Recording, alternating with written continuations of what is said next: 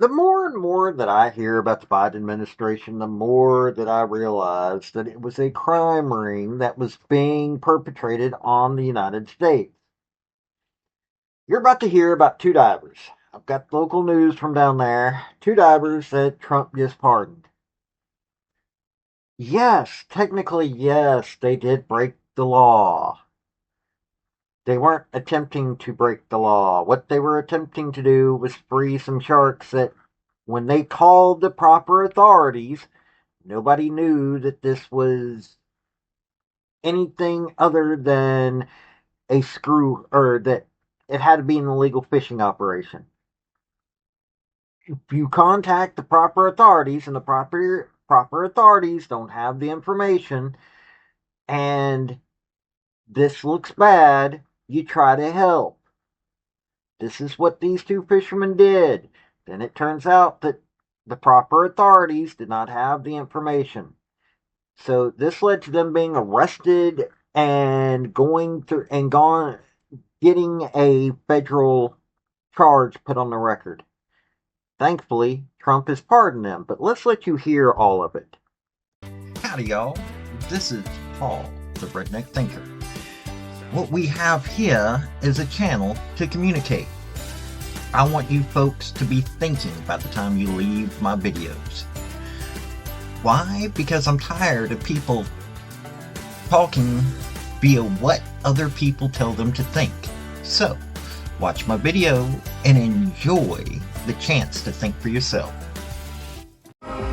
What many fear beneath the waves, Tanner Mansell and John Moore Jr. spend their lives showing people to admire.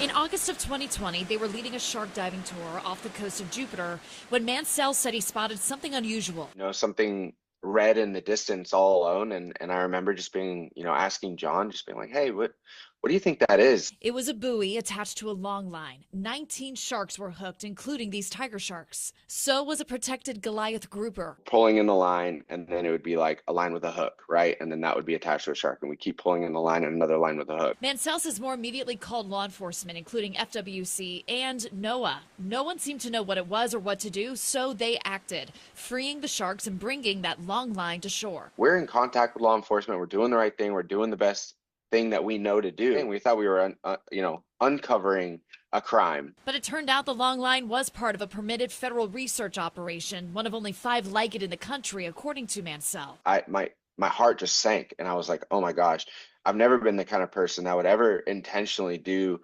not only like break the law, but also just like, I'm not out there trying to make enemies. Mansell and Moore were charged with federal felonies for stealing commercial fishing gear in federal waters. Both were convicted, sentenced to probation and fines. These were two men that were acting in good faith. They had no criminal intent whatsoever. Mansell's attorney Ian Goldstein said the jury struggled with the case. All the government had to prove was that the line didn't belong to them and they moved it. The jury deliberated for 3 days and came back to the judge 5 times saying that they were deadlocked.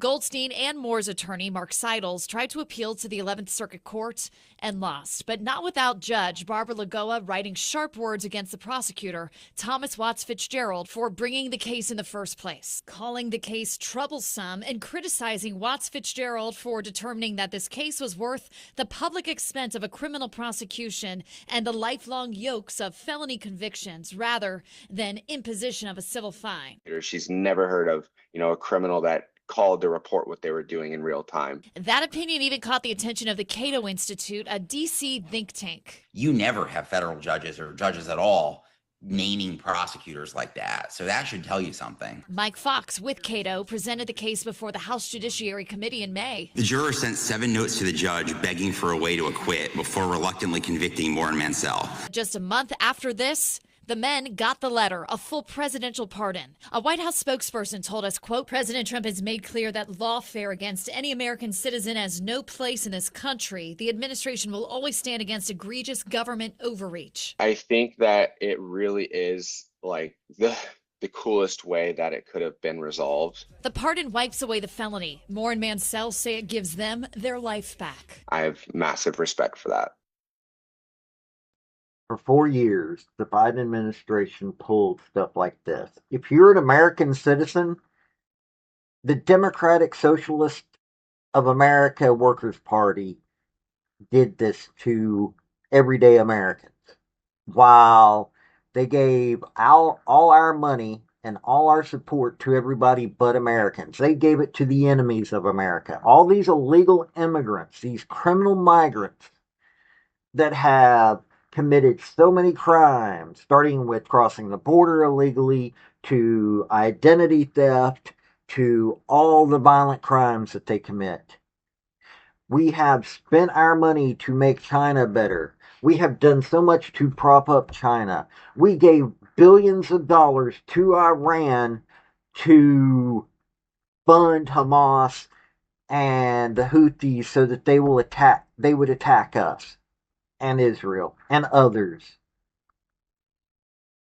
All the while we were convicting American citizens. For what? I mean, seriously, you heard all that. For what? What was the worth of that?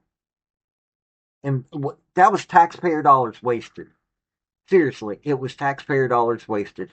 What was the use of that? That was what went on for 4 years. That is what the Democrats care about.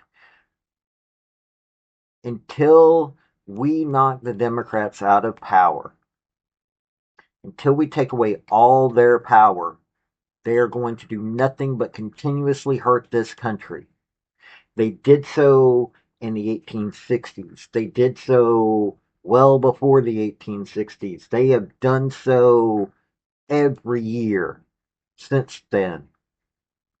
Every year they have any form of power anywhere in this country, they hurt this country.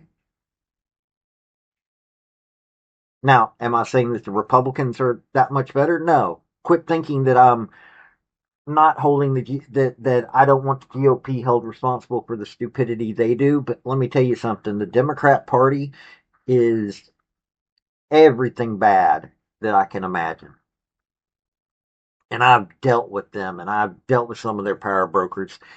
And to vote Democrat is to say that you want evil in this world.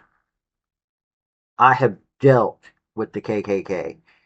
I have looked those people in the eyes, and to a man, the KKK voted Democrat. I have looked others in the eye that vote Democrat, and I have listened to the lies that they perpetrate on people that are good citizens of this country. And you know what? I'm going to keep pointing out the evil that they are. And I'm going to keep trying to point out on occasion how we can fix the Republican Party. And that starts at the primaries. We've got to start voting correctly at the primaries.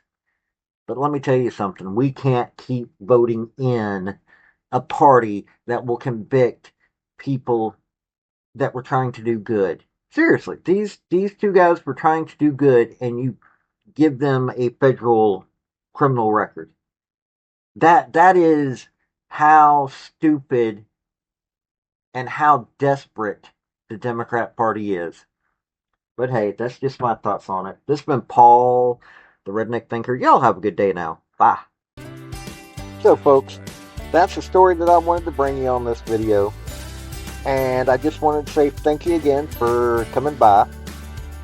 Hit like, subscribe, comment, all that fun stuff if you don't mind. Help me out.